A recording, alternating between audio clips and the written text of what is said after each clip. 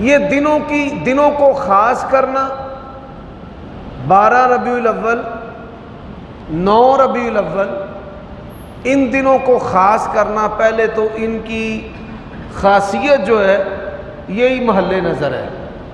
نبی علیہ السلام کس تاریخ کو پیدا ہوئے، یہ علماء کی رائے ہے، اور آپ یہ سن کر حیران ہوں گے پہلی 5 صدیوں میں یہ بحث تھی نہیں کہ اللہ کے نبی کس تاریخ کو پیدا ہوئے۔ یہ 5ویں صدی کے بعد اور پھر 7ویں صدی کے بعد یہ جو چیزیں ہیں ان پر بحث ہوئی ہے کہ آپ کس تاریخ کو پیدا ہوئے۔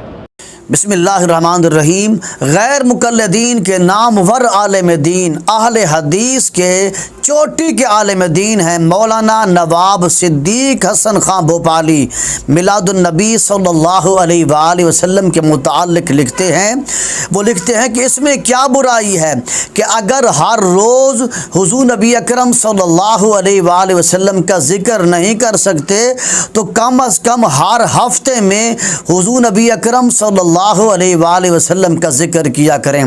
اگر ہر ہفتے میں تم حضور نبی اکرم صلی اللہ علیہ وسلم کا ذکر نہیں کر سکتے تو کم از کم ہر مہینے میں حضور نبی اکرم صلی اللہ علیہ وسلم کا ذکر لازمی کیا کریں۔ پھر آگے لکھتے ہیں کہ ایام ماہ ربیع الاول شریف کے دنوں کو بھی خالی نہ چھوڑیں اور ان روایات اور اخبار و آثار کو پڑھائیں جو صحیح طور پر ثابت ہیں۔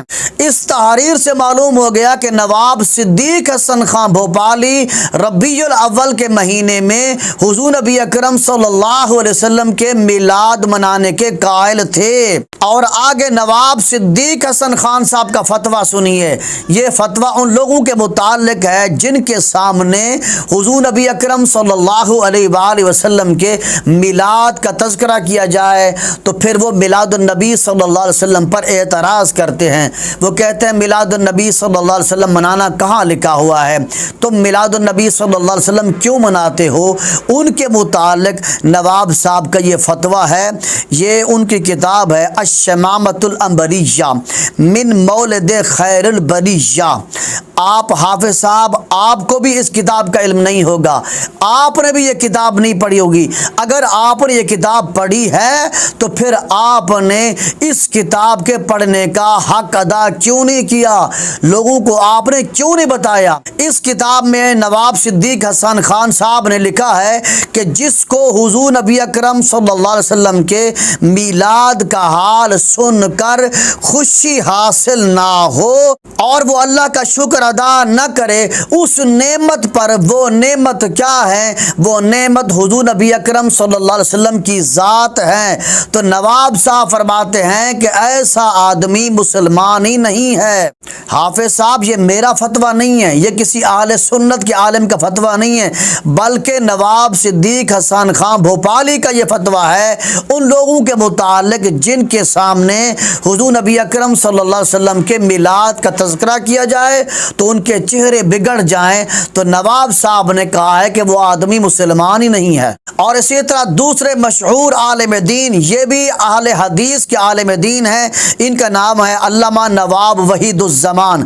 یہ میلاد النبی صلی اللہ علیہ وسلم کے متعلق لکھتے ہیں کہ جو شخص محفل میلاد کے منعقد کرنے پر اعتراض کرتا ہے یا ان پر شدت کرتا ہے یا ڈانٹ ڈپٹ کرتا ہے تو وہ شخص کبیرہ گناہ کا مرتکب ہے۔ ان کی کتاب ہے ہدیۃ المہدی من الفقہ المحمدی۔ آپ اس کتاب میں دیکھیں کیا یہ بات لکھی ہوئی ہے کہ نہیں لکھی ہوئی۔ ان تمام عبارات کی روشنی میں خلاصہ کلام یہ ہے کہ اہل حدیث کے علماء کرام جو پہلے گزر چکے ہیں، فوت ہو چکے ہیں، ان کا بھی عقیدہ یہی تھا کہ ربیع الاول شریف کے مہینے میں حضور نبی اکرم صلی اللہ علیہ وسلم کا میلاد منایا جائے اور اس پر کسی قسم کا اعتراض نہ کیا جائے۔ لہٰذا حافظ صاحب، آپ 12 ربیع الاول کے دن میلاد نہیں مناتے تو نہ منائیں، لیکن اس پر آپ اعتراض بھی نہ کریں۔ آپ 13 ربیع الاول کو منائیں، 14 ربیع الاول کو منائیں، 15 ربیع الاول کو منائیں، لیکن منائیں تو صحیح نا۔ آپ کسی دن محفل میلاد منعقد کریں، ہم اس محفل میلاد میں شریک ہوں گے۔